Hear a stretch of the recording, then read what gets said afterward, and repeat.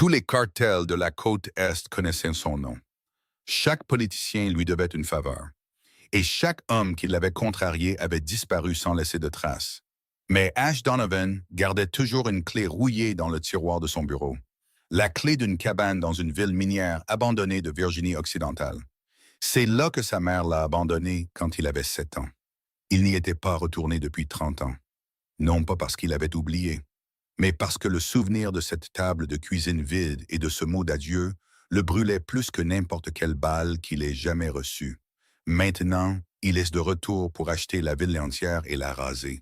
Chaque planche pourrie, chaque trottoir fissuré, car s'il ne peut pas effacer la douleur, il effacera l'endroit. Mais c'est ici que l'histoire prend un tournant. À l'intérieur de cette cabane, cachée sous le plancher, il y a une boîte en métal rouillé. Elle contient une lettre que sa mère a écrite. Et la toute première ligne va mettre à genoux l'homme le plus dangereux d'Amérique. Car sa mère ne l'a jamais quitté. Elle a été forcée de partir, menacée par quelqu'un qui l'a considéré comme sa famille toute sa vie. Quelqu'un qui l'a envoyé en famille d'accueil, a encaissé l'assurance de son père décédé. Et qui l'a ensuite appelé à chaque anniversaire pendant 3 décennies en prétendant l'aimer. Ce qui va suivre est quelque chose que cette ville n'oubliera jamais. Si c'est le genre d'histoire qui vous captive et ne vous lâche plus, mettez un j'aime. Partagez-la avec quelqu'un qui a besoin de l'entendre. Et abonnez-vous pour ne manquer aucune de nos histoires. Maintenant, revenons au moment où ces SUV blindés noirs sont entrés dans Ridge Haven. Et où tout a changé. 3 SUV blindés noirs avançaient lentement sur l'unique route principale de Ridge Haven, une file indienne. Leur moteur grondait sourdement comme un tonnerre lointain. Leurs pneus écrasaient des morceaux d'asphalte brisés. Le tout sous une épaisse couche de poussière de charbon grise, déposée surtout depuis des décennies. Ridge Haven était autrefois une ville qui vivait des mines de charbon et d'une aciérie. Mais la mine avait fermé 30 ans plus tôt, et l'aciérie avait suivi seulement 6 mois après, laissant derrière elle le cadavre d'une ville que personne ne prenait la peine d'enterrer. Les maisons des 2 côtés de la route ressemblaient à des dents pourries. Celles qui tenaient encore debout penchaient d'un côté. Celles qui s'étaient déjà effondrées gisaient immobiles dans des herbes hautes jusqu'à la poitrine. La seule station-service à l'entrée de la ville fonctionnait encore. Mais son auvent était fissuré et le panneau des prix du carburant n'affichait que la moitié des chiffres. En face se trouvait une petite église. 2 de ses vitraux brisés étaient rafistolés avec du carton. Il n'y avait pas de feux de circulation car ils étaient inutiles. Pas de trottoir intact car personne ne les réparait. Et pas de bruit d'enfants jouant dans la rue, car les enfants de Ridge Haven avaient déjà appris qu'il n'y avait rien là-dehors qui vaille la peine de jouer. Alors que le convoi avançait, les rideaux des 2 côtés de la rue s'entr'ouvraient peu à peu. Des yeux fatigués regardaient depuis l'intérieur des maisons sombres. Non pas avec curiosité, mais avec peur. Car à Ridge Haven, tout ce qui était cher et qui apparaissait n'apportait jamais de bonnes nouvelles. Le premier SUV s'arrêta au milieu de la place, là où une fontaine en pierre était à sec depuis longtemps. Son bassin était rempli de feuilles mortes et de canettes de bière vides. La portière s'ouvrit. Knox Barrett sortit le premier. Il était grand, sans expression. Ses yeux balayèrent chaque coin de la rue en 3 secondes. C'était une habitude ancrée dans son sang. Sa main droite reposait naturellement dans la poche de son manteau noir, à l'endroit exact où quiconque s'y connaissait saurait qu'une arme attendait. Knox fit un unique signe de tête. La portière du 2e véhicule s'ouvrit. Ash Donovan sortit et posa le pied sur le pavé fissuré de Ridge Haven. Pour la première fois en 30 ans, il portait un manteau en cachemire noir qui lui tombait aux genoux. En dessous, une chemise anthracite sans cravate, avec un bouton ouvert au col, un pantalon sur mesure coupé près du corps, et des chaussures Oxford en cuir de veau poli. Elles coûtaient assez cher pour nourrir une famille de Ridge Haven pendant un mois. Ses chaussures touchèrent l'asphalte brisé. La poussière de charbon s'accrocha au cuir noir brillant. Le contraste semblait presque cruel. Comme si 2 mondes différents se frôlaient à un point où ils n'auraient jamais dû se rencontrer. Le visage d'Ash n'avait pas vieilli de manière ordinaire. Il avait 37 ans. Pourtant, ses traits étaient aussi vifs que s'ils avaient été sculptés à la lame. Une mâchoire carrée, des yeux gris pâles presque incolores. Son regard n'était pas froid par indifférence, mais froid comme celui d'un homme qui a vu trop de choses terribles pour être encore surpris par quoi que ce soit. Il se tenait au milieu de la place, sans parler, sans bouger. Il regardait seulement. Il regardait les toits troués, les enseignes de magasins si délavées qu'on ne pouvait plus les lire, le sentier étroit au loin qui menait vers la sortie de la ville, là où une petite maison attendait, une maison qu'il n'était pas prêt à revoir. Knox resta 2 pas derrière lui en tiant. Savait quand le patron avait besoin de parler et quand le patron avait besoin que tout le monde disparaisse de son champ de vision. C'était le deuxième cas de figure. Le vent soufflait sur la place, charriant l'odeur du vieux charbon, du fer rouillé, et une autre odeur qu'Ash reconnut immédiatement, même après 30 ans. L'odeur de Ridge Haven, l'odeur de l'endroit où il avait juré de ne plus jamais remettre les pieds. La porte de la station-service s'ouvrit avec le tintement bon marché d'une clochette. Perry Donovan sortit au soleil avec un sourire si large qu'on aurait dit que quelqu'un lui avait écarté les coins de la bouche à la main. Perry avait 62 ans. Ses cheveux argentés étaient plaqués en arrière avec du gel bon marché. Il portait une chemise blanche froissée, rentrée dans un pantalon kaki. Sur sa poitrine était épinglé un petit badge indiquant commissaire du comté. Il le portait partout comme une décoration militaire. Et non comme un poste d'élu dans un comté dont la population était plus petite que le nombre de sièges dans un cinéma de taille moyenne. Il se précipita vers Ash, les bras grands ouverts. Sa voix forte résonna sur la place vide. « Ash, mon neveu, regarde-toi. On dirait que tu sors tout droit d'un magazine. » Perry serra Ash dans ses bras, fort et plus longtemps que nécessaire. Au moment où leurs corps se touchèrent, les yeux de Perry ne regardèrent pas le visage de son neveu. Ils se posèrent rapidement sur la Patek Philippe au poignet d'Ash, puis glissèrent vers la file de SUV blindés garés à proximité, puis vers Knox, immobile comme une statue derrière lui, puis revinrent sur la montre une dernière fois. C'était le regard d'un homme qui calcule une valeur, pas celui d'un oncle revoyant son neveu après 30 ans. Ash ne le serra pas en retour. Il resta immobile jusqu'à ce que Perry ait fini. Puis il recula juste assez pour créer une distance et fit un unique signe de tête. Perry ne remarqua pas la froideur, ou peut-être la remarqua-t-il et choisit de l'ignorer, car il était trop occupé à calculer. « J'ai entendu dire que tu avais réussi. Toute la côte Est connaît le nom de Donovan Holdings. Mais te voir en personne, c'est ce qui rend ça réel. Si ton père était encore en vie, il serait si fier. » Puis il baissa la voix, secoua la tête. Son visage prit une expression de chagrin qui semblait plus répétée que sincère. Il laissa échapper un long soupir dramatique. « Quant à ta mère, Catherine, elle était toujours agitée. Elle voulait toujours mieux. Une vie différente, un endroit différent. Et puis elle a choisi de partir. Je ne la blâme pas, mais c'était son choix. Tu comprends ça, n'est-ce pas? » Ash regarda Perry. Il ne dit rien. Le regard dura exactement 3 secondes. Mais Perry déglutit sans le vouloir, même s'il ne comprenait pas pourquoi. Ash parla enfin. Sa voix était basse et plate, comme l'eau avant une tempête. « Je suis ici pour signer les papiers d'achat du terrain. Donovan Holdings achète toute la ville. Tout. Je vais construire le Donovan Ground, un complexe hôtelier avec casino. Préparez les documents. » Perry faillit s'étouffer de joie. Il essaya de garder une expression calme, mais ses mains se frottaient déjà l'une contre l'autre. Une habitude inconsciente chaque fois qu'il sentait l'argent. « Bien sûr, je m'occupe de tout. Tu n'as pas à t'inquiéter. Je suis le commissaire du comté. Tous les documents fonciers passent par moi. » À ce moment-là, un homme s'avança de derrière un vieux pick-up Ford garé près de la station-service. Frank Mercer, 63 ans, grand et mince. Il avait les cheveux poivre et sel et une veste Carhartt de contremaître. Il marchait avec la confiance lente d'un homme habitué à détenir le pouvoir dans les petits endroits. Frank tendit la main pour une poignée, avec un sourire chaleureux et amical. Le genre de sourire qu'un bon voisin porterait. « Ash, ça fait longtemps. Tu ressembles tellement à ton père. Thomas serait très fier. » Ash serra la main de Frank, brièvement et poliment. Pas plus que la courtoisie ne l'exigeait. Il regarda Frank dans les yeux pendant exactement 1 seconde. Frank continua de sourire. Ash ne sourit pas. À ce stade, Ash ne savait pas encore qui était vraiment Frank Mercer dans l'histoire de sa vie. Il ne le connaissait que comme un des anciens partenaires de son père. Une vieille connaissance qui ne valait pas la peine qu'on s'en souvienne. Mais le nom de Frank Mercer se trouvait dans la lettre sous le plancher. Il attendait depuis 30 ans d'être prononcé à voix haute. Ash tourna le dos à Perry et Frank au milieu du discours inachevé de Perry sur un dîner de bienvenue. Sans explication, sans demander la permission, il s'éloigna simplement. Perry resta là, la bouche légèrement ouverte, le regardant partir. Mais il n'osa pas l'interpeller. Son instinct de survie lui disait que ce n'était pas le genre d'homme qu'on rappelle. Knox avança d'un pas, mais Ash leva la main gauche à hauteur d'épaule, paume ouverte.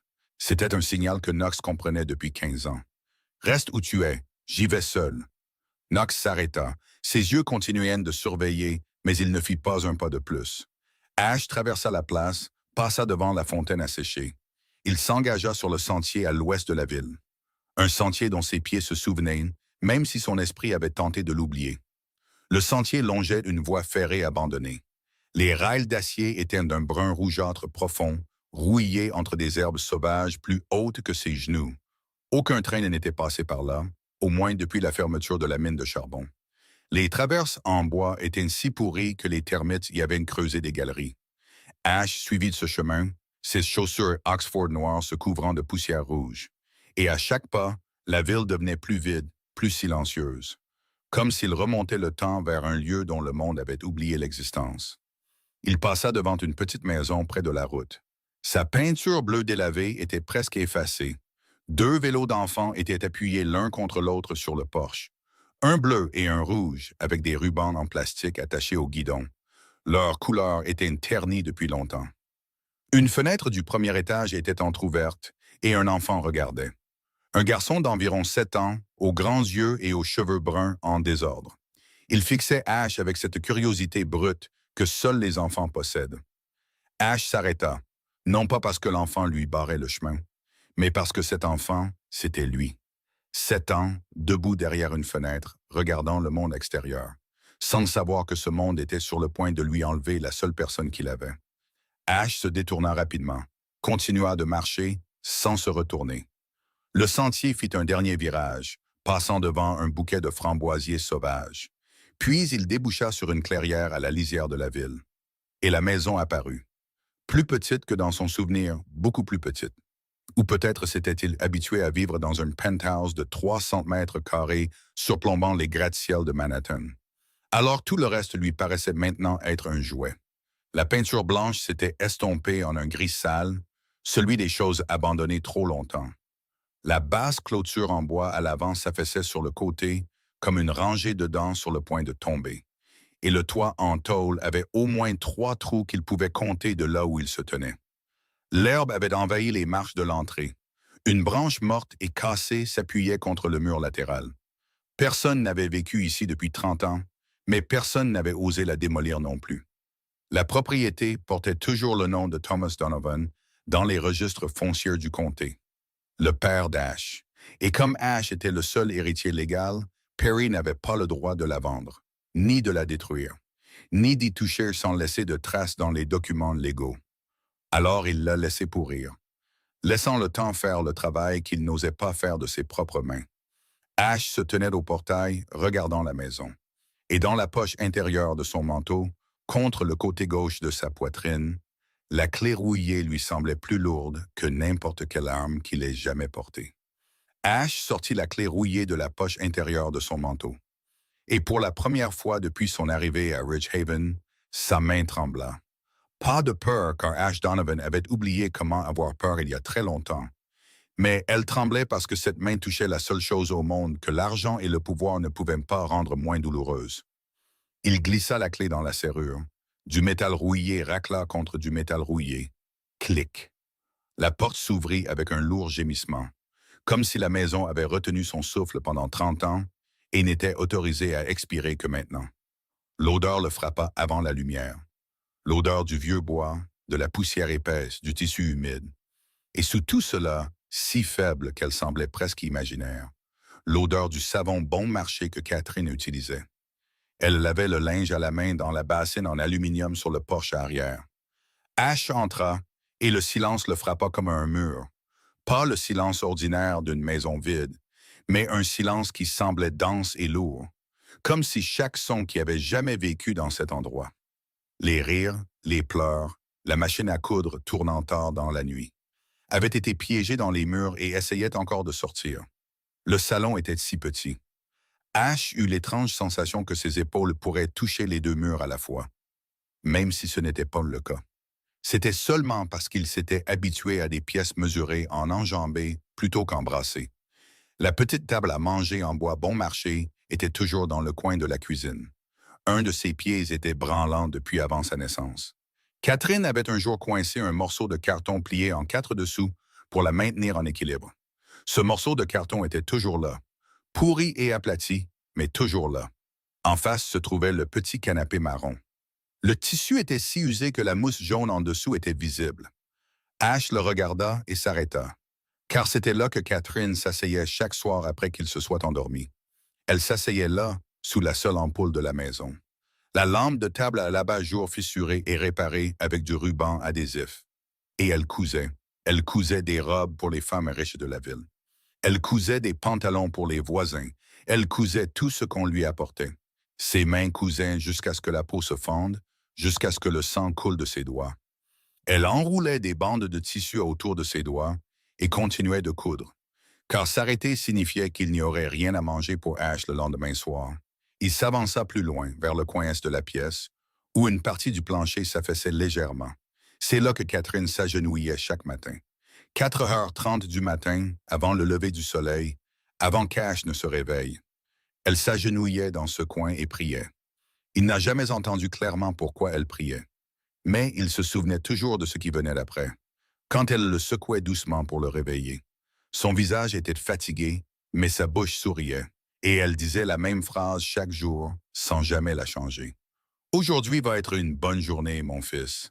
Je le sens. » Ash se tenait au milieu du salon. Son costume à 5 000 $ semblait absurde dans une maison où la valeur totale de tout ce qui s'y trouvait n'égalait probablement pas celle de la ceinture qu'il portait. Et il se souvint du dernier dîner dans cette maison, des haricots noirs et du pain de maïs. Le seul repas que Catherine pouvait se permettre à la fin du mois, quand l'argent de la couture était épuisé. Elle le posa sur la table, soigneusement disposé sur l'assiette la moins ébréchée de la maison. Et elle s'assit là, le regardant manger, sans manger à côté de lui. Car il n'y en avait assez que pour une seule personne. Il avait 7 ans et ne savait pas qu'il fallait demander pourquoi sa mère ne mangeait pas.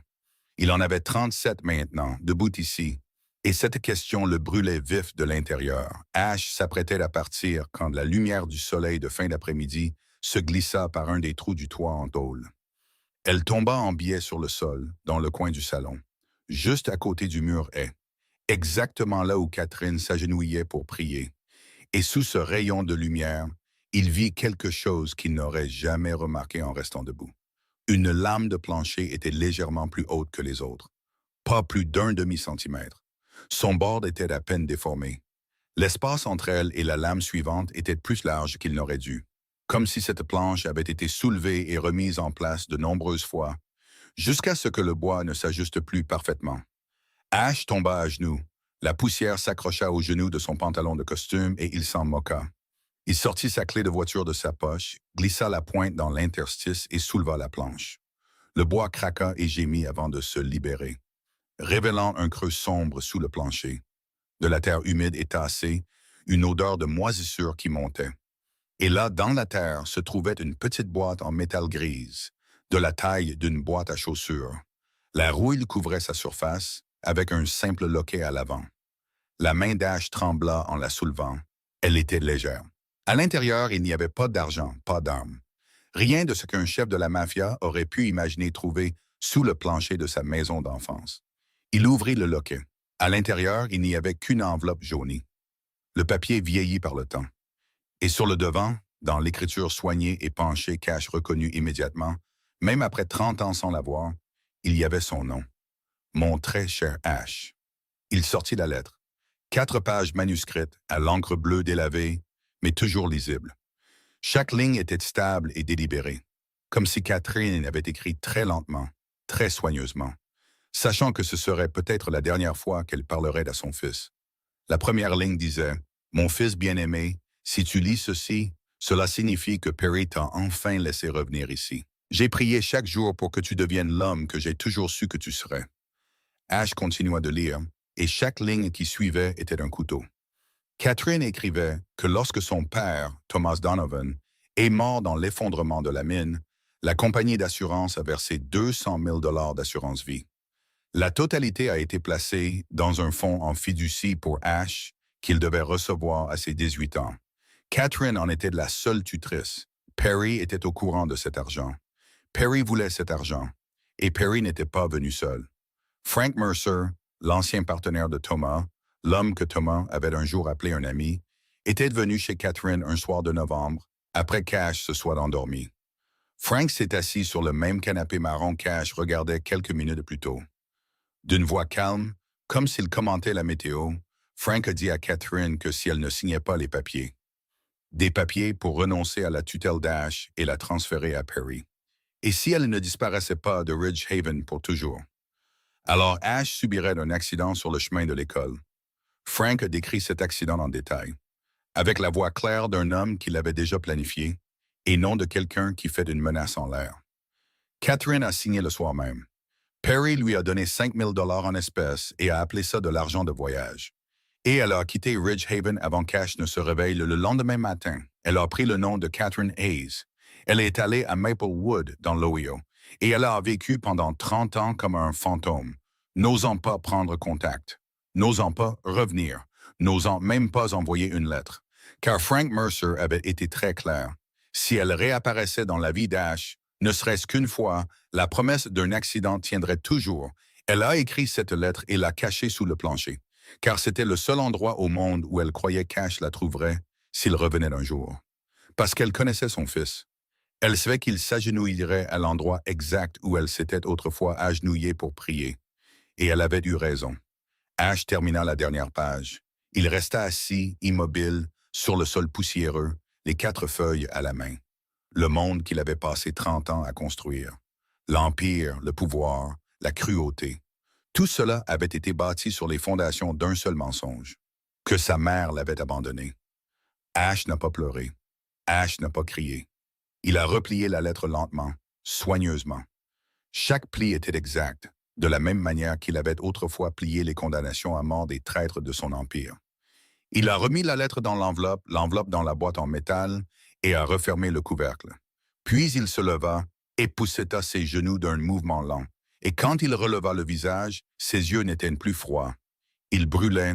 Ash sortit de la maison avec la boîte en métal rouillée sous son bras gauche. Il referma la porte derrière lui de sa main droite, sans même se retourner pour regarder. Knox se tenait au bout du sentier, exactement là où il était resté pendant tout le temps qu'Ash était à l'intérieur. Son dos était appuyé contre le tronc d'un vieux chêne. Ses yeux n'avaient pas quitté la porte d'entrée une seule seconde. Et quand Ash s'approcha, Knox sut immédiatement que l'homme qui sortait n'était pas le même que celui qui était entré. Knox avait servi Ash pendant 15 ans. Il avait vu Ash donner des ordres pour s'occuper des traîtres sans la moindre inflexion dans la voix. Il s'était assis à côté d'Ash lors de négociations où un mot de travers pouvait se terminer dans le sang. Et le visage d'Ash n'avait jamais changé. Froid, plat, en contrôle total. Mais l'expression sur le visage d'Ash maintenant était quelque chose que Knox n'avait jamais vu. Ce n'était pas de la colère. Knox savait comment gérer la colère. C'était quelque chose de plus profond que la colère, de plus lourd, de plus silencieux. Et c'est précisément ce silence qui fit que Knox baissa instinctivement la main vers l'arme dans son manteau. Car il reconnut ce silence comme celui qu'une tempête utilise juste avant de tout balayer sur son passage. Ash n'expliqua rien. Il ne dit pas ce que la lettre contenait. Il ne dit pas ce qu'il y avait dans la boîte. Il se dirigea simplement vers le véhicule, ouvrit la portière arrière, monta. Il posa la boîte en métal sur ses genoux et prononça une seule phrase. D'une voix si basse et si égale que Knox dut se pencher pour l'entendre clairement. « Trouve ma mère, vivante ou morte, personne ne doit savoir. » Knox fit un signe de tête. Il ne posa pas d'autres questions. Il ne demanda pas pourquoi. C'est pour cela que Knox avait survécu 15 ans aux côtés d'Ash Donovan, tandis que d'autres n'avaient pas tenu plus de 15 mois. Il savait quand il avait besoin de savoir et quand il devait rester silencieux. Knox retourna vers la ville par la route principale. Quand le SUV passa devant la station-service de Perry, Ash regarda à travers la vitre teintée. À l'intérieur de la station, une lumière fluorescente jaune se déversait par les fenêtres sales. Perry était assis derrière la caisse, les pieds sur le comptoir, riant au téléphone. Une cigarette se balançait paresseusement dans son autre main. Il avait l'air d'un homme qui n'avait aucun souci au monde. Ash le regarda à travers la vitre sombre et se souvint de chaque appel d'anniversaire. 30 appels, un chaque année, le jour exact, jamais oublié. Et Perry commençait toujours de la même manière. Joyeux anniversaire, mon neveu. Je suis si fier de toi. Et sa voix était toujours chaleureuse, toujours mesurée, toujours assez convaincante pour qu'Ash, dans les premières années, quand il était encore jeune et assez sot pour y croire, ait envoyé de l'argent à Perry chaque mois pour aider la ville à tenir. 30 appels, 30 mensonges. Et à chaque appel, Perry avait su exactement où était Catherine, ce qu'elle faisait. Qu'elle lavait les sols d'un hôpital avec des mains gercées dans une ville à 200 mètres de là. Et il composait quand même le numéro, souriait quand même, disait quand même « je suis fier ». Le SUV dépassa la station-service et Ash tourna à nouveau son visage vers l'avant. Il pourrait tuer Perry, facilement. Un appel, un signe de tête, et Perry Donovan disparaîtrait de la surface de la Terre sans que personne à Ridgehaven n'ose demander pourquoi. Mais Ash ne donna pas cet ordre. La mort était trop rapide, trop propre, trop miséricordieuse pour un homme qui lui avait volé 30 ans. Et 30 ans à sa mère. Ash voulait quelque chose de pire que la mort. Il voulait que Perry reste en vie au milieu des décombres de tout ce qu'il avait construit sur des mensonges. Qu'il regarde chaque brique tomber, chaque dollar s'évanouir, chaque visage se détourner. Et qu'il sache que tout cela venait d'Ash, le garçon de 7 ans qu'il avait jeté en famille d'accueil puis oublié. Perry ne mourrait pas. Perry vivrait, et ce serait sa punition. Tandis que le SUV se déplaçait lentement sur les routes sombres de Ridgehaven vers le seul petit hôtel de la ville voisine, où Knox avait déjà réservé des chambres, Ash restait immobile sur la banquette arrière. Une main posée sur la boîte en métal, les yeux tournés vers la fenêtre, mais ne voyant rien, car il regardait 30 ans en arrière, le matin où Catherine a disparu. Perry est venu à la maison juste au moment où Ash se réveillait. Il se tenait sur le seuil avec un visage arrangé pour le chagrin, tenant un morceau de papier et disant « Ta mère est partie. Elle a écrit une lettre disant qu'elle ne veut plus de toi. » Et Ash, âgé de 7 ans, se tenait dans le salon, regardant son oncle sans pleurer, car il ne comprenait pas. 7 ans, ce n'est pas assez vieux pour comprendre que la seule personne au monde qui l'aimait venait d'être effacée de sa vie par une fausse lettre. Perry n'a pas élevé Ash. Il a gardé la tutelle légale sur le papier, car c'était la condition requise pour contrôler le fonds d'assurance vie de 200 000 que Thomas avait laissé. Mais il a envoyé Ash dans le système de famille d'accueil de Virginie-Occidentale la semaine suivante. Il a dit aux services sociaux qu'il n'avait pas les moyens financiers d'élever un autre enfant.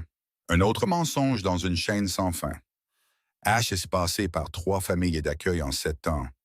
La première famille, à Charleston, avait 4 autres enfants placés, et le père d'accueil buvait tous les soirs. Ash y est resté 14 mois avant d'être déplacé, car on disait qu'il était incapable de s'intégrer. La deuxième famille, à Huntington, était un peu mieux. La mère d'accueil a essayé, mais Ash s'était déjà refermé sur lui-même bien avant ça.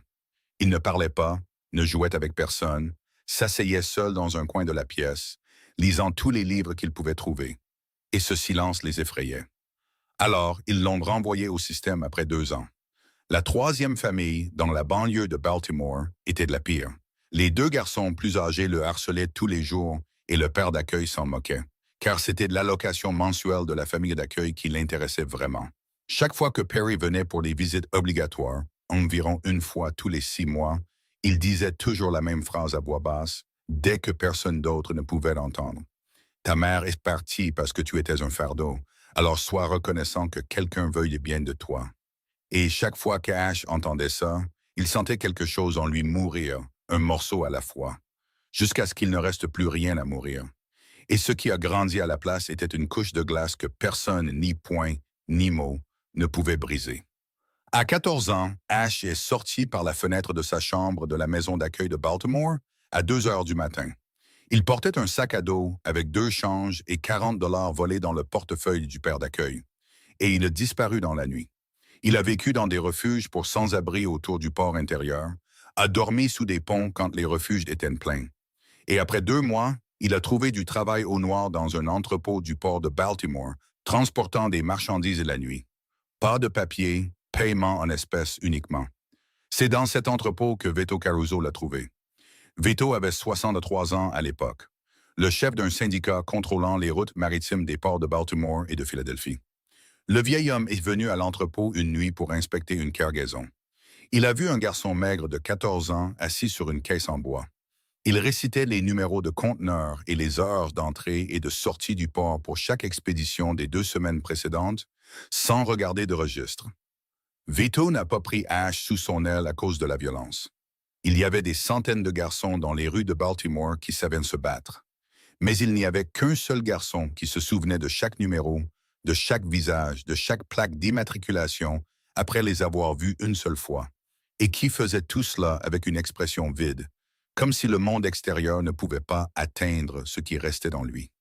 Vito a amené Ash chez lui, l'a nourri, l'a éduqué, et il lui a enseigné la seule loi de la pègre. Ne fais jamais confiance à personne, surtout pas à ta famille. Ash ne savait pas pourquoi cette phrase était si facile à accepter. 13 ans plus tard, quand Vito était mort d'un cancer du poumon à l'âge de 76 ans, Ash Donovan, âgé de 27 ans, a hérité de tout le syndicat Donovan, le nom qu'il avait changé du syndicat Caruso. Car Vito lui avait appris qu'un empire doit porter le nom de son roi, pas celui de l'homme qui l'a construit. Au cours des 10 années suivantes, Ash a étendu le syndicat de 2 ports à 12, des armes au casino, de Baltimore à toute la côte Est. Tandis que sa façade légale devenait Donovan Holdings, une société immobilière et logistique respectée par Wall Street et surveillée par le FBI, mais jamais touchée. Pendant 30 ans, il n'est pas retourné à Ridge Haven, non pas parce qu'il ne connaissait pas le chemin du retour, mais parce que chaque fois qu'il pensait à cet endroit, il voyait la table de cuisine vide et la fausse lettre que Perry lui avait donnée. Et il aurait préféré brûler toute la ville plutôt que de les revoir. Mais il y a 3 semaines, Knox a posé un article de presse sur son bureau. Il montrait que Perry Donovan, commissaire du comté de Ridge Haven, était en pourparlers pour vendre tout le terrain de la ville à Harrow Corp, une société de développement immobilier de Richmond. Ash a lu l'article et est resté silencieux pendant 10 secondes, puis a dit à Knox de préparer la voiture. Personne n'avait le droit de posséder son passé. Personne n'avait le droit de vendre l'endroit où sa mère avait vécu, même s'il détestait cet endroit, même s'il voulait le détruire. Alors celui qui le détruirait serait lui et personne d'autre. Il a fallu moins de 24 heures à Knox. Le réseau de renseignement du syndicat Donovan avait été conçu pour traquer des traîtres fuyant sur 3 continents. Trouver une femme vivant sous un faux nom quelque part aux États-Unis était donc presque insultant de simplicité. Knox a commencé par les registres de la sécurité sociale. Il a cherché chaque nouveau numéro enregistré dans les États voisins de la Virginie occidentale dans les 6 mois suivant la disparition de Catherine. Il a filtré par femmes âgées de 27 à 30 ans, puis a réduit la liste à 17 dossiers. À partir de ces 17, Knox a recoupé les dossiers fiscaux fédéraux. Il cherchait des femmes déclarant les revenus les plus bas, sans personne à charge, sans biens, sans aucun signe de vie normal. Et la liste est tombée à 4. À partir de ces 4, Knox a vérifié les adresses résidentielles, l'historique des locations, les dossiers d'emploi, et l'a trouvé. Catherine Hayes, Maplewood, Ohio, à 200 mètres à l'ouest de Ridge Haven. Agent d'entretien à l'hôpital communautaire Saint-Jude, gagnant 12 $ de l'heure. Vivant dans un studio au 2e étage d'un vieil immeuble sur Oak Street, payant son loyer en espèces chaque mois. Pas de carte de crédit, pas de compte d'épargne significatif, pas de casier judiciaire, pas de permis de conduire avant 10 ans après son arrivée à Maplewood. Pas de passeport, pas un seul vol en 30 ans. Elle avait vécu comme quelqu'un qui se cache. Ou plus précisément, comme quelqu'un qui s'était effacé du monde pour que quelqu'un d'autre puisse vivre. Knox a frappé à la porte de la chambre d'hôtel d'Ash à 6 heures du matin le lendemain. Il a posé une enveloppe Kraft sur la table. À l'intérieur se trouvait le dossier complet, y compris son adresse, son lieu de travail, ses horaires et une photo prise de loin avec un téléphone. Un des hommes de Knox en Ohio l'avait envoyé pendant la nuit. L'image montrait une femme sortant par la porte arrière de l'hôpital Saint-Jude après son service de nuit. Elle portait un uniforme bleu pâle. Ses cheveux argentés étaient attachés en un chignon soigné à la nuque. Son dos était légèrement courbé, une main portant un petit sac en plastique. Ash a pris la photo, l'a regardée. Knox se tenait près de la porte de la chambre d'hôtel, observant. Et en 15 ans à suivre Ash Donovan à travers des guerres clandestines, des nettoyages et des nuits où le sang séchait sur le sol avant l'aube, Knox n'avait jamais vu la main du patron trembler. Mais la main qui tenait la photo tremblait. Ash a fixé l'image pendant un long moment, si longtemps que Knox a cru qu'il avait oublié qu'il y avait une autre personne dans la pièce. Puis Ash a posé la photo sur la table. Son visage était toujours sans expression, ses yeux toujours secs. Mais quand il a finalement parlé, il n'y avait que 3 mots et le dernier tremblait. Elle est vivante. Knox a entendu ces 3 mots, et pour la première fois en 15 ans, il a détourné le regard. Car il y a des moments où même un homme habitué à la violence comprend qu'il se trouve en présence de quelque chose de plus privé que n'importe quel secret que le syndicat ait jamais gardé. Ils ont quitté Ridge Haven à 4 heures du matin le lendemain, dans un seul SUV. Pas de convoi, pas de garde du corps. Seulement Knox au volant et Ash sur le siège passager. Et c'était la première fois en près de 20 ans qu'Ash Donovan allait quelque part sans au moins 3 hommes armés l'entourant. Knox n'a pas demandé pourquoi. Il a suivi les coordonnées GPS jusqu'à Maplewood, Ohio. 200 mètres à travers des champs et des collines basses le long de la frontière de 2 États.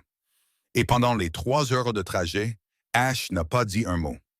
Il était assis, regardant par la fenêtre l'enveloppe Kraft contenant le dossier de Catherine posé sur ses genoux. Et Knox ne savait pas à quoi Ash pensait, mais il a remarqué que la main d'Ash posée sur l'enveloppe n'était pas complètement immobile.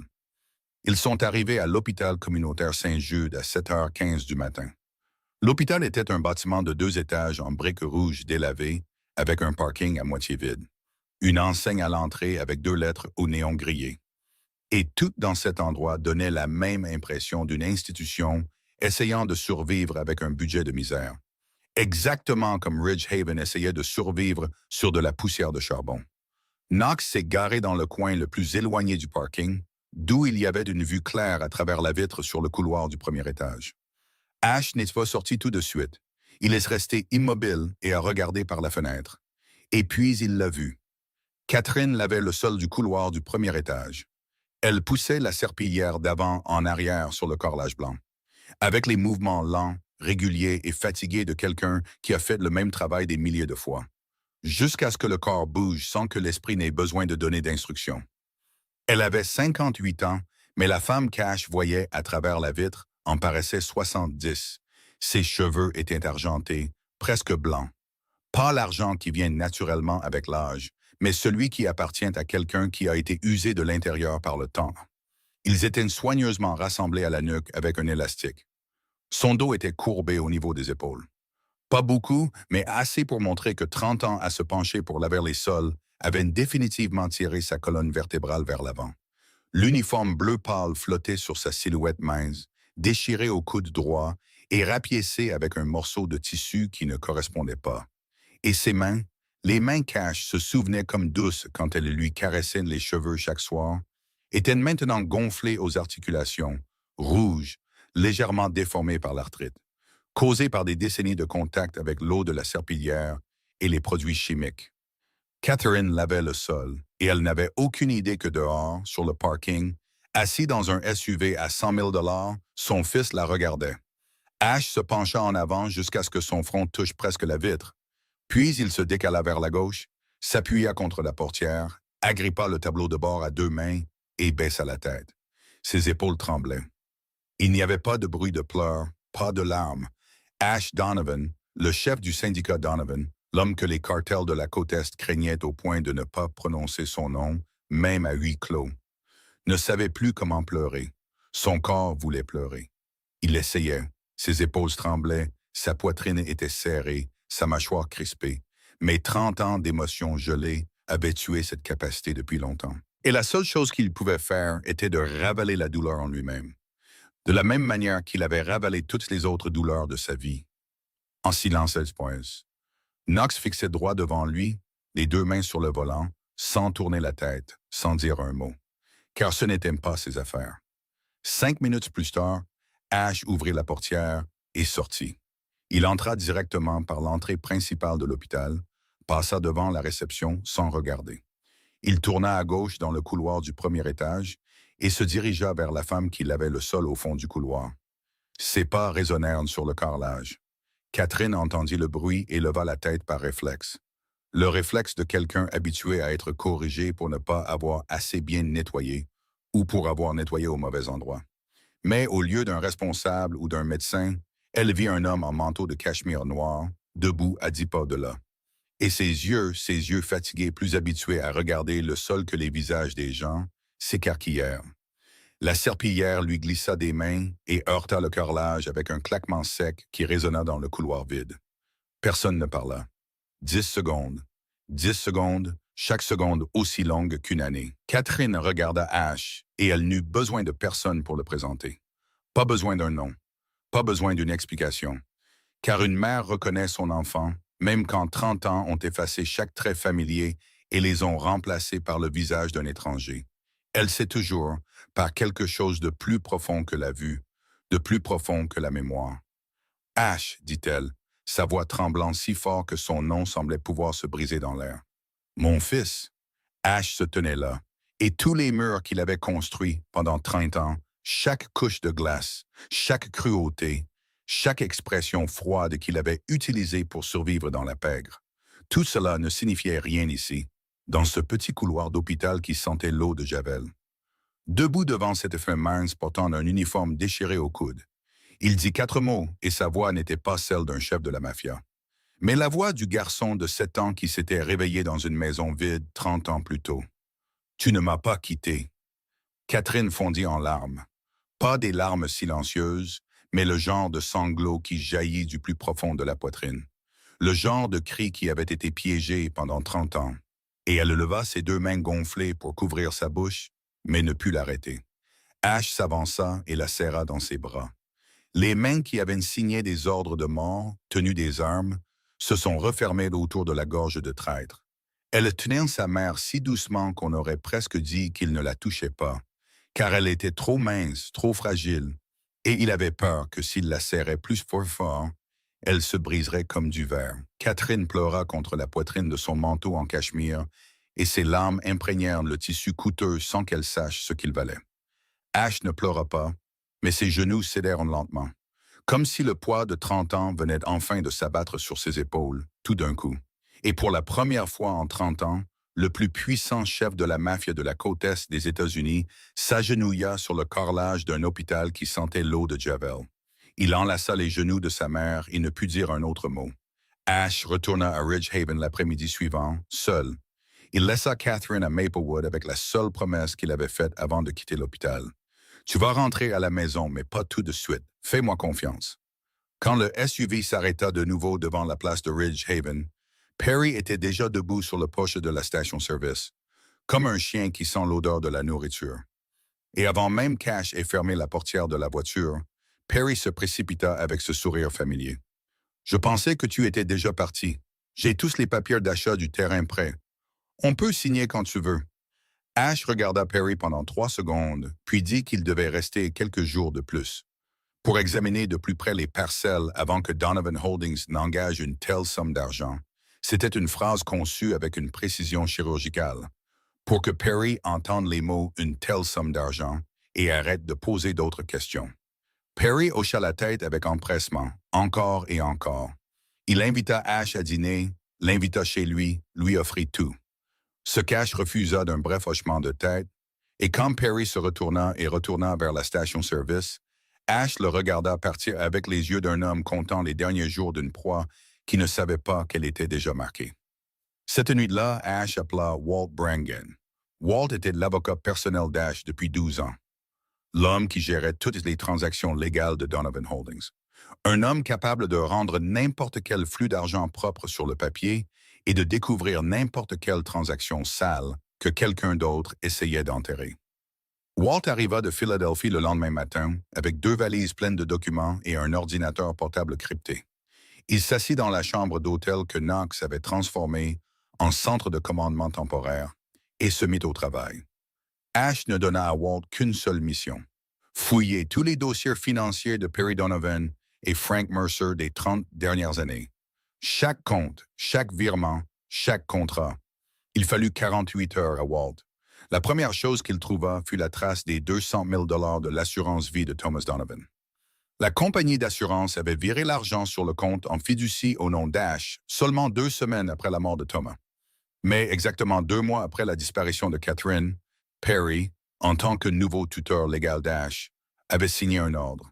Il libérait la totalité de la somme du fonds, sous prétexte de frais de garde d'enfants, et il l'avait viré directement sur son compte personnel dans une banque de Charleston. 200 000 disparus en un seul virement. Mais ce n'était que le début. Au cours des 30 années suivantes, Perry a utilisé sa position de commissaire du comté pour signer une longue série de contrats de développement communautaire avec Mercer Construction, la société de Frank Mercer. Ces contrats utilisaient des fonds fédéraux destinés au redéveloppement des Appalaches. Des dollars des contribuables américains alloués pour construire des routes, réparer des écoles et améliorer les infrastructures dans des villes pauvres comme Ridge Haven. Sur le papier, chaque contrat semblait parfait, avec des devis, des délais et des rapports d'inspection. En réalité, la plupart des projets n'ont jamais été achevés, ou seulement partiellement, avec les matériaux les moins chers possibles. Tandis que la différence allait directement dans les comptes personnels de Perry et Frank. Walt a retracé chaque transaction, chaque contrat, chaque signature. Et quand il a tout mis sur la table par ordre chronologique, l'image est devenue si claire qu'aucun avocat n'était nécessaire pour la comprendre. Au total, plus de 2 millions de dollars sur 30 ans. Pas une somme énorme selon les standards d'Ash, mais plus que suffisante pour que Perry vive confortablement sur les eaux d'une ville mourante. Et plus que suffisante pour l'envoyer en prison pour très longtemps en vertu des lois fédérales sur le détournement de fonds. Walt présenta le dossier à Ash dans la chambre d'hôtel, 87 pages de documents, de preuves bancaires, de copies de contrats, d'images de signature, de schémas de flux financiers. Ash tourna chaque page lentement, sans manquer une seule ligne. Puis il referma le dossier et donna une instruction. Walt compilerait tout dans un dossier juridique complet. Puis il enverrait une copie anonyme au bureau du procureur général de Virginie-Occidentale, accompagné d'une plainte non signée. Ash Donovan n'apparaîtrait nulle part. Pas d'empreinte, pas de nom. Il était un fantôme, et les fantômes ne laissent pas de traces. Le système judiciaire ferait sa part, et Ash ferait la sienne, et la part d'Ash n'était enseignée dans aucune faculté de droit. Pendant que Walt finalisait le dossier et que Knox préparait le matériel d'enregistrement pour la prochaine étape du plan, Ash fit quelque chose que Knox ne comprit pas. Il se rendit seul au Patty's Diner, le seul restaurant encore ouvert à Ridge Haven. Il se trouvait à l'angle de la route principale, en face de l'église aux vitres brisées. Une boîte basse en briques avec une enseigne au néon, dont seules les lettres P et D s'allumaient encore, le reste étant mort depuis longtemps. À l'intérieur, il y avait 4 tables en bois, un petit comptoir avec 6 tabourets pivotants recouverts de vinyle craquelé. Et l'odeur de vieille graisse de friture imprégnait chaque surface. Ash prit la table dans le coin le plus éloigné, et une jeune femme s'approcha. Sadie Ford, 29 ans, cheveux bruns, attachés en queue de cheval, pas de maquillage. Elle portait un tablier blanc jauni par le temps, tenant un carnet de commandes et un gros stylo qu'elle devait secouer plusieurs fois avant que l'encre ne consente à sortir. Elle regarda Ash, regarda le costume, regarda la montre, et son expression ne changea pas. Pas de peur, pas de flatterie, pas de fausse curiosité. Elle dit « Bonjour, monsieur. Aujourd'hui, nous avons de la soupe aux haricots et du pain de maïs ou des hamburgers. Que puis-je vous servir ?» De la même voix polie qu'elle aurait utilisée avec tous les autres clients qui s'étaient assis à cette table au cours des 6 années où elle y avait travaillé. Ash commanda un café noir. Sadie le lui apporta, ne posa aucune autre question, ne s'attarda pas, n'essaya pas de faire la conversation.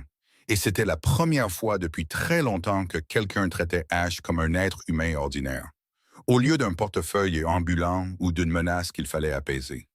Ash but son café lentement, regardant Sadie travailler. Il regarda la façon dont elle essuyait une table pour un vieil homme assis au comptoir qui ne payait pas, car il n'avait probablement pas d'argent, et elle le savait. Mais elle lui resservit quand même du café gratuitement, sans dire un mot. Et Ash vit en elle quelque chose qu'il n'avait rencontré qu'une seule fois dans sa vie, chez Catherine.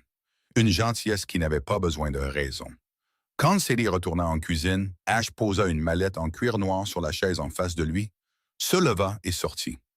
La mallette contenait 50 000 $ en espèces que Knox avait préparées à l'avance sur ordre d'Ash. Ils étaient une fête pour ressembler à un paiement oublié, empilé en liasses bien nettes.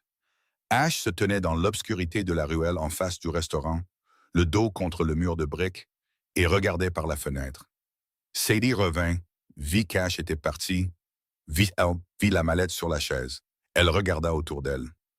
Personne. Elle ouvrit la mallette, regarda à l'intérieur. Sa main s'arrêta une seconde quand elle vit les liasses d'argent.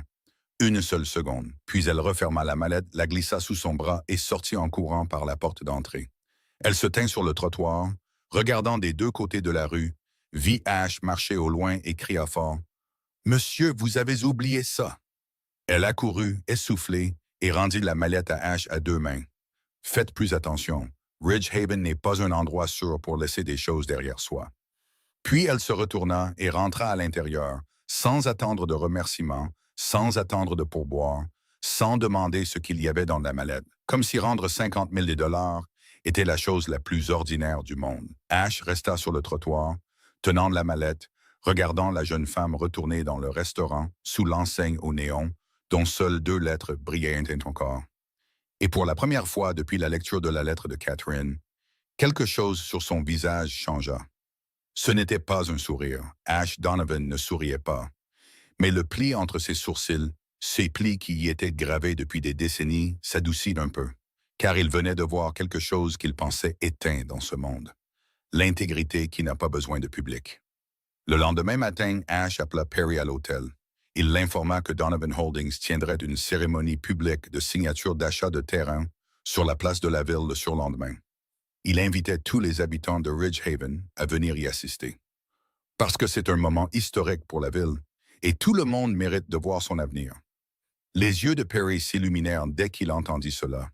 Non pas à cause de l'avenir de Ridgehaven, mais parce qu'il calculait déjà le pourcentage de commission qu'il empocherait sur l'affaire. En tant que commissaire du comté approuvant le transfert de terrain, Ash savait exactement ce que Perry pensait, car il avait passé sa vie à étudier des hommes comme Perry, le genre qui voit de l'argent partout et une proie en chacun. Cet après-midi-là, Ash convoqua Perry et Frank Mercer sur la place pour régler les détails logistiques de la cérémonie. Et quand les trois hommes se tinrent sur la scène temporaire que Knox avait fait construire, Ash posa une mallette en cuir noir sur la table de signature. Il l'ouvrit pour que Perry puisse voir à l'intérieur et dit d'une voix calme, « 500 000 $ en espèces, votre commission pour cette affaire. Je veux que vous la gardiez pour moi jusqu'à la fin de la cérémonie de signature. C'est ma façon de vous remercier de vous être occupé de la ville toutes ces années. » Les yeux de Perry s'écarquillèrent au point qu'ils semblaient prêts à sortir de leurs orbites. Frank Mercer, debout à côté de lui, déglutit difficilement. Et les deux hommes fixèrent les liasses d'argent dans la mallette avec la même expression qu'Ash avait vue des centaines de fois dans sa carrière. Le regard de la cupidité quand elle ne peut plus prétendre être autre chose. Perry s'empara de la mallette, la serrant contre sa poitrine comme un nouveau-né.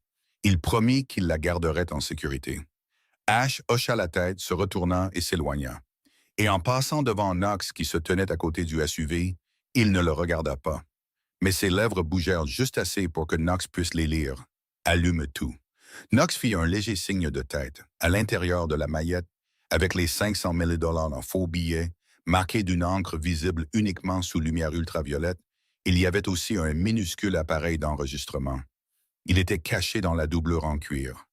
Le genre qui captait chaque son dans un rayon de 10 mètres et le transmettait en direct à l'ordinateur portable crypté dans la chambre d'hôtel de Knox. De plus, Knox avait placé 2 caméras cachées sur la place. Une dans un faux pot de fleurs sur la scène et une dans une enceinte toutes deux pointées directement sur la table de signature. Mais la carte la plus importante en jeu n'était pas sur la place. Knox avait également placé un deuxième appareil d'enregistrement dans l'arrière-salle de la station-service de Perry, caché sous son bureau. Car Ash savait qu'un homme comme Perry n'attendrait pas le jour de la cérémonie pour ouvrir la mallette et compter l'argent. Il l'ouvrirait ce soir-là et il ne le ferait pas seul. Ash avait raison. À 11 heures ce soir-là, Knox était assis devant l'ordinateur portable dans la chambre d'hôtel, un casque sur les oreilles. Et le flux audio de l'arrière-salle de la station-service s'activa. Le bruit de la mallette qui s'ouvre, le léger bruissement des bandes de papier, le son de Perry prenant une profonde inspiration, puis riant.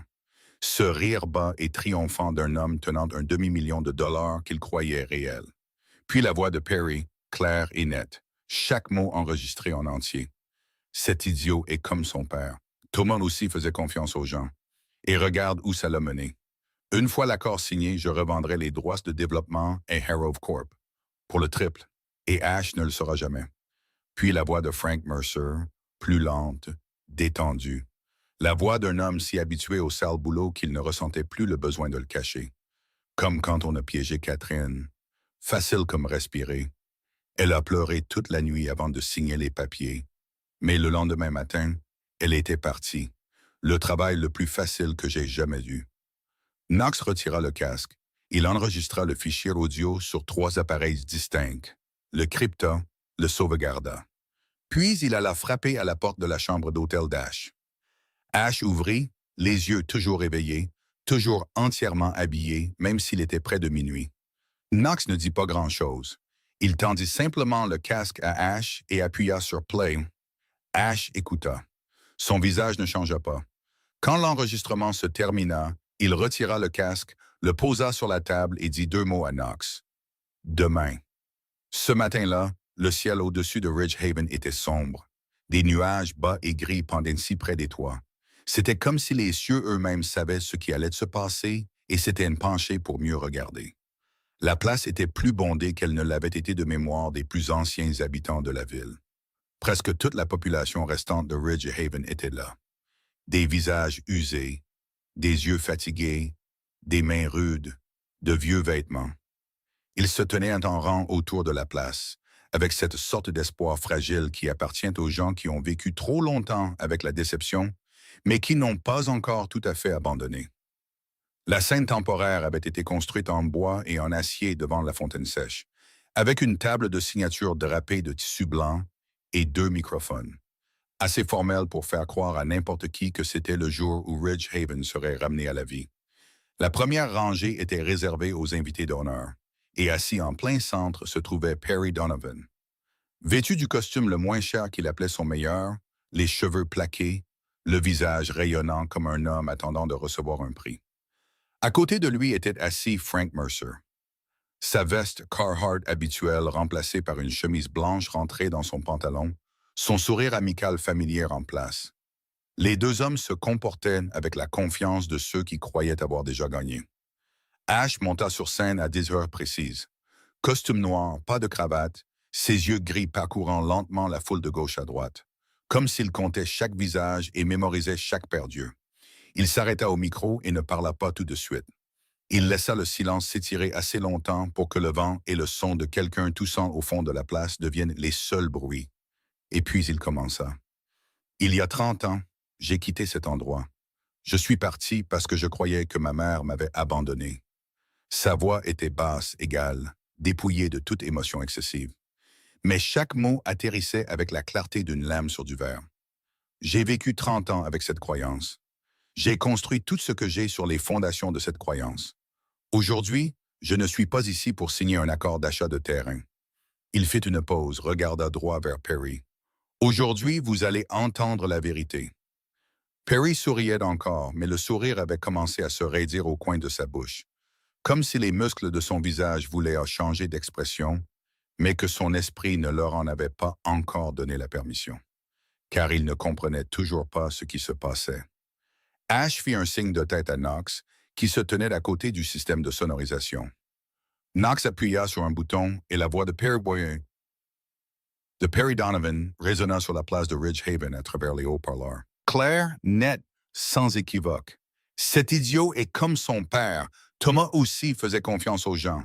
Et regarde où ça l'a mené. Puis la voix de Frank Mercer suivit. Plus lente, à l'aise, froide. Comme quand on a piégé Catherine, facile comme respirer. Elle a pleuré toute la nuit avant de signer les papiers, mais le lendemain matin, elle était partie. La place devint silencieuse. Pas un murmure, pas une toux. Près de 100 personnes se tenaient figées comme des statues de pierre, les yeux écarquillés, la bouche ouverte. Et dans ce silence, tout le monde entendit le bruit de la chaise de Perry Donovan raclant le sol alors qu'il se levait d'un bond. Son visage était devenu blanc. Blanc comme du papier, blanc comme le visage d'un homme qui vient de voir un fantôme. Et il cria d'une voix qui se brisa à mi-chemin. « C'est un mensonge. Quelqu'un a modifié cet enregistrement. Ash, je t'ai élevé. Je me suis occupé de toi quand ta mère s'est enfuie. » Ash regarda Perry depuis la scène, et la distance entre eux n'était plus seulement la distance physique entre la plateforme et la première rangée, mais la distance entre la vérité et 30 ans de mensonges. Ash ne cria pas en retour. Il n'en avait pas besoin. Sa voix resta basse, resta égale, mais chaque mot frappa Perry comme un coup de marteau. « Tu ne m'as pas élevé. Tu m'as envoyé en famille d'accueil 2 semaines après la disparition de ma mère. Tu as gardé la tutelle légale sur le papier pour pouvoir retirer les 200 000 $ de l'assurance vie de mon père. Tu ne m'as pas élevé, Perry. » Ash fit une pause et laissa la phrase suivante tomber dans le silence comme une balle frappant l'eau. « Tu m'as vendu. » Frank Mercer resta figé sur sa chaise, le visage devenu gris. Ses mains agrippaient les accoudoirs de la chaise si fort que ses jointures étaient devenues blanches. Et il ne pouvait pas dire un mot. Walt Brangan monta sur scène à côté d'Ash, un épais dossier à la main. Il leva chaque page bien haut devant le micro. Ceci est une copie du virement de 200 000 $ du compte en fiducie d'Ash Donovan vers le compte bancaire personnel de Perry Donovan, y compris la date du virement, le numéro de compte et la signature de Perry Donovan. Voici la liste des 37 contrats de construction frauduleux entre le bureau du commissaire du comté et Mercer Construction, d'une valeur totale de plus de 2 millions de dollars de fonds fédéraux. Voici le schéma des flux financiers montrant ces fonds se déplaçant directement des comptes de développement communautaire vers les comptes personnels de Perry Donovan et Frank Mercer. Les habitants de la ville regardèrent de Walt à Perry, de Perry à Ash, et sur ces visages usés, si habitués à endurer les épreuves, quelque chose de nouveau commença à prendre forme. Pas de la colère, pas encore, mais la prise de conscience lente et douloureuse que l'homme qu'ils avaient élu commissaire du comté. L'homme qui tenait la seule soupérette où ils achetaient du pain et de l'essence. Leur avait volé leur avenir pendant 30 ans, juste sous leurs yeux. Au moment où Perry ouvrit la bouche pour crier autre chose, un son grave traversa la place. Le moteur d'un SUV noir se déplaçant lentement à travers la foule. Et tous les yeux se tournèrent vers le bord de la place où le véhicule s'arrêta, juste en dessous de la scène. Knox, debout à côté de la plateforme, fit un signe de tête à l'homme au volant, le chef de la sécurité d'Ash. L'homme sortit et ouvrit la portière arrière. La place de Ridge Haven retint son souffle. La femme qui sortit n'était pas la Catherine Cash avait trouvée dans le couloir de l'hôpital Saint-Jude, dans un uniforme bleu déchiré au coude, mais une autre version d'elle, la version que 30 ans de souffrance ne pouvaient plus toucher. Catherine portait un manteau de laine gris pâle, bien coupé. Ses cheveux argentés étaient soigneusement brossés en arrière. Pas de bijoux, rien d'ostentatoire. Mais elle marcha sur le sol de Ridge Haven, la tête haute. Et son dos, bien que toujours légèrement courbé aux épaules, ne portait plus la courbure de quelqu'un forcé de s'incliner sous l'épreuve, mais la forme d'une femme qui avait porté 30 ans de sacrifice et qui était toujours debout. Elle était mince, elle était fragile. Ses mains gonflées restaient cachées dans les poches de son manteau, mais ses pas étaient assurés, et ses yeux regardaient droit devant. Les anciens habitants de Ridge Haven la reconnurent les premiers. Une vieille femme au 3e rang leva une main pour couvrir sa bouche. Ses yeux s'écarquillèrent si fort que les rides de son visage semblèrent s'étirer. Un homme d'âge moyen à côté d'elle murmura le nom de Catherine, et sa voix trembla. Puis les pleurs commencèrent. Pas des sanglots bruyants, mais le genre silencieux. Des larmes glissant sur des visages usés. Car il se souvenait de Catherine Donovan, la couturière que tout le monde aimait. La femme que Perry prétendait s'être enfuie parce qu'elle méprisait une vie pauvre. Et maintenant, elle était là, en chair et en os, vivante. Et cela signifiait que tout ce que Perry avait jamais dit était un mensonge. Perry vit Catherine et recula en trébuchant. Son pied se prit dans sa chaise, il faillit tomber. Et son visage n'était plus blanc, mais gris. Le gris d'un homme regardant quelque chose qui ne devrait pas être possible. « Catherine » murmura-t-il, sa voix rauque, puis il le dit plus fort, presque en criant. Tu n'étais jamais censé revenir ici. Tu étais censé rester caché et pourrir dans cet hôpital pour toujours. Catherine monta lentement les marches de la scène, une par une, sans se presser. Elle s'arrêta devant Perry, à moins d'un bras de distance, la femme qui l'avait effacée de la vie de son fils 30 ans plus tôt. Elle le regarda et quand elle parla, sa voix n'était pas celle de quelqu'un qui se venge, mais la voix de quelqu'un qui avait survécu à tout ce que l'homme devant elle lui avait fait subir et qui était toujours là. Je ne suis pas un fantôme, Perry. Je suis la mère que tu as essayé d'effacer. Et aujourd'hui, je reviens auprès de mon fils. Elle se tourna vers Ash, et sur le visage du plus puissant chef de la mafia de la côte est des États-Unis, la froideur que la pègre avait appris à craindre fondit d'un coup, comme la glace rencontrant le feu. Pas lentement, pas petit à petit, mais d'un seul coup, et Ash s'avança et prit la main de sa mère, la main gonflée et rugueuse, la main qui avait lavé les sols d'un hôpital pendant 30 ans pour qu'il puisse vivre. Et il la tint doucement, à deux mains, comme si c'était la chose la plus précieuse qu'il ait jamais touchée. Le son des sirènes de police déchira l'air du côté est de la place. Deux voitures de patrouille de la police d'État de Virginie-Occidentale et une berline noire du bureau du procureur général de l'État s'arrêtèrent au bord de la foule. 4 officiers sortirent avec un homme en costume gris portant une maillette, un représentant du bureau du procureur général de l'État. Et ils se dirigèrent droit vers la scène avec l'expression d'hommes qui avaient lu les 87 pages de preuves envoyées anonymement à leur bureau 2 jours plus tôt. Le représentant du procureur général monta sur scène, montra à Perry le mandat d'arrêt et dit d'une voix calme et professionnelle que M. Perry Donovan et M. Frank Mercer étaient arrêtés, sur la base d'une plainte anonyme étayée par des preuves de détournement de fonds fédéraux, de fraude contractuelle et de falsification de documents légaux. 2 officiers s'avancèrent et menottèrent Perry. Les 2 autres allèrent vers Frank Mercer, qui était resté figé au premier rang depuis la diffusion de l'enregistrement. Et ils le menottèrent sans résistance, sans un mot, comme si chaque phrase en lui était morte dans sa gorge au moment où il avait entendu sa propre voix dans les haut-parleurs. Perry était différent. Alors qu'on le traînait hors de la scène, il se débattit, se tourna pour regarder Ash et cria d'une voix brisée. « Ash, je suis la seule famille que tu aies. Je suis de ta famille. » Ash se tenait sur la scène, tenant toujours la main de Catherine, et il ne se retourna pas. Il dit seulement assez fort pour que Perry l'entende, assez fort pour que toute la place l'entende. D'une voix sans colère, sans chagrin, seulement la vérité. La famille ne se vend pas. Perry fut poussé dans la voiture de police, et ses cris s'estompèrent lorsque la portière claqua. Ash se tourna vers la foule, Catherine à ses côtés, et il parla. « Je ne suis pas venu ici pour construire un casino.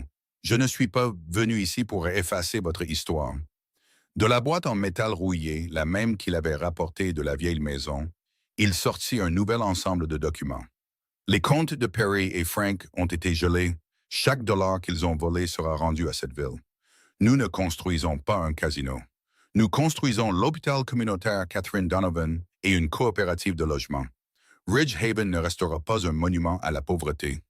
Il baissa les yeux vers la foule, cherchant un visage, et fit un signe de tête à Sadie Ford.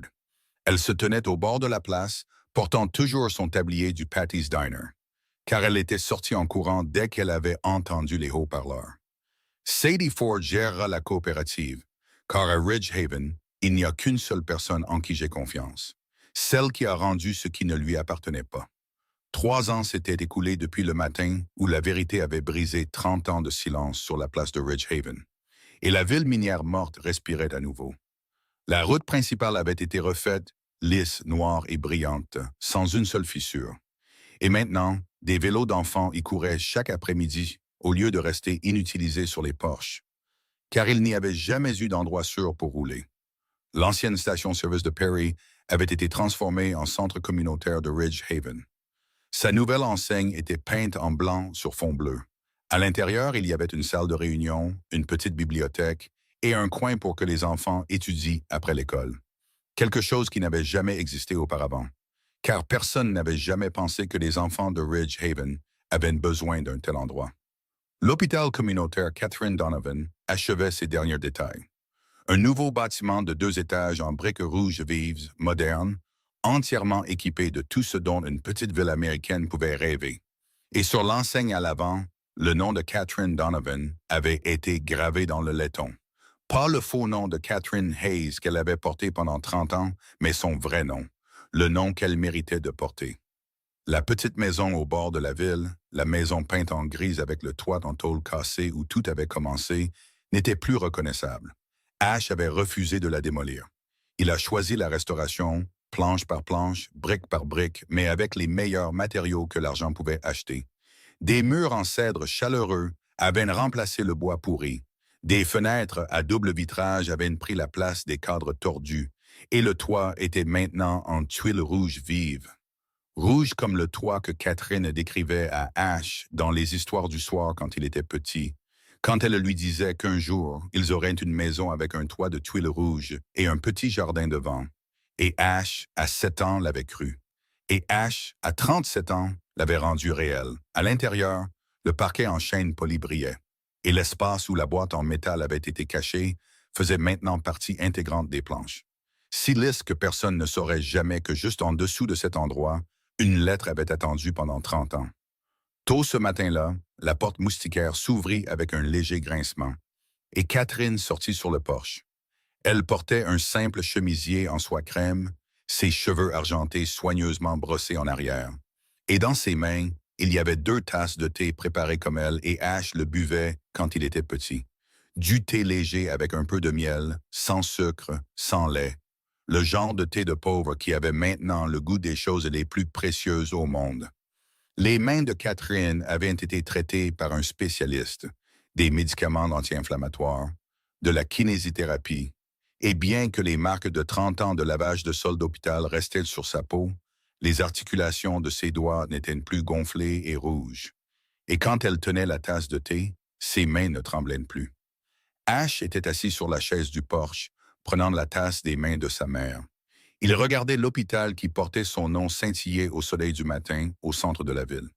Et il dit d'une voix douce que Knox n'aurait jamais cru appartenir au même homme qui avait gelé des millions de dollars d'un simple signe de tête. C'est le meilleur investissement que j'ai jamais fait, maman. Pendant des années, j'ai cru que le succès se mesurait au chiffre de mes comptes en banque. Je pensais que le vide en moi pouvait être comblé par plus de pouvoir, plus d'argent, plus de peur de la part des autres. Mais en étant ici avec toi, je comprends que rien de tout cela n'a de valeur. Sauf si c'est utilisé pour protéger les gens que tu aimes. Catherine regarda son fils, les yeux humides, mais la bouche souriante. Le même sourire qu'Ash se souvenait d'il y a 30 ans. Le sourire qu'elle portait chaque matin avant de dire « Aujourd'hui va être une bonne journée, mon fils ». Et maintenant, pour la première fois, ces mots étaient vraiment réels. Puis on entendit des pas sur le sentier menant à la maison, et Sadie Ford s'approcha. Elle ne portait plus son tablier du Paddy's Diner, mais un tailleur gris foncé professionnel. Ses cheveux étaient soigneusement attachés en arrière, la tête haute. Elle marchait avec la confiance d'une femme qui avait trouvé son but. La première livraison de fournitures pour l'école est arrivée, Monsieur Donovan, dit-elle avec un sourire sincère, lumineux et naturel. Appelez-moi Ash, répondit-il. Dans cette ville, nous sommes tous une famille. Cet après-midi-là, quand la lumière du soleil commença à décliner et que le ciel au-dessus de Ridge Haven se teinta de nuances d'orange et d'or, si belle qu'Ash ne se souvenait pas les avoir jamais vues ainsi, car il y a 30 ans, il n'avait jamais pensé à lever les yeux vers le ciel de jour. Il s'assit à la table de la cuisine, la nouvelle table en chêne massif avec 4 pieds égaux, sans carton plié en dessous pour la maintenir stable. Et il sortit la boîte en métal rouillé. Il ouvrit le couvercle et regarda la lettre jaunie qui reposait toujours dans son enveloppe. L'écriture penchée de Catherine toujours lisible, bien que l'encre se soit estompée. Et il n'avait pas besoin de la relire, car chaque mot était déjà gravé dans son cœur. À côté de la lettre, il plaça une nouvelle photo. Une de lui et Catherine debout ensemble sur la scène de la place le jour de l'arrestation de Perry. Les deux côte à côte, main dans la main. Et sur la photo, Ash ne souriait pas, mais ses yeux n'étaient pas froids. Pour la première fois en 30 ans, ils étaient chaleureux. Il referma le couvercle. Clic. Ferme, finale. Comme le son d'une serrure qui scelle un chapitre et en ouvre un autre. Puis il ressortit sur le porche, s'assit à côté de sa mère et ensemble, ils regardèrent les premières étoiles commencer à scintiller au-dessus de Ridge Haven. La ville qui était autrefois morte, maintenant vivante. La mère autrefois perdue, maintenant de retour à la maison. Et le fils qui s'était figé, commençant maintenant à dégeler. L'histoire du chef de la mafia retournant sur la terre en ruine était terminée. Mais l'histoire du fils retrouvant son cœur ne faisait que commencer. Le costume le plus cher du monde ne peut cacher un cœur brisé. Et la vérité, même enfouie sous le plancher pendant 30 ans, même couverte de poussière et de rouille, retrouve toujours son chemin vers la lumière. Peut-être que la plus grande leçon que l'histoire d'Ash et Catherine nous laisse n'est pas du tout sur l'argent ou le pouvoir, mais sur le courage d'affronter la vérité, même quand elle fait assez mal pour nous mettre à genoux. Sur l'amour d'une mère si fort que 30 ans de silence n'ont pu le tuer. Et sur la façon dont ce que nous devenons après avoir tout perdu est ce qui nous définit vraiment. Maintenant, j'aimerais avoir votre avis. Comment cette histoire vous a-t-elle touché? Avez-vous déjà connu quelqu'un qui s'est sacrifié en silence comme Catherine? Avez-vous déjà porté une blessure pendant des années pour découvrir plus tard que ce n'était jamais de votre faute? Partagez vos pensées et vos sentiments du plus profond de votre cœur dans les commentaires ci-dessous, car chacune de vos histoires mérite d'être entendue. Si l'histoire d'aujourd'hui vous a touché, s'il vous plaît, mettez un j'aime. Partagez cette vidéo avec quelqu'un qui a besoin de l'entendre. Et n'oubliez pas de vous abonner à la chaîne pour continuer à écouter avec moi d'autres histoires chaque jour. Je souhaite à tous ceux qui regardent cette vidéo une bonne santé, une vie joyeuse et la paix pour chaque jour à venir. Merci d'avoir passé du temps avec l'histoire d'aujourd'hui. Au revoir et à la prochaine vidéo.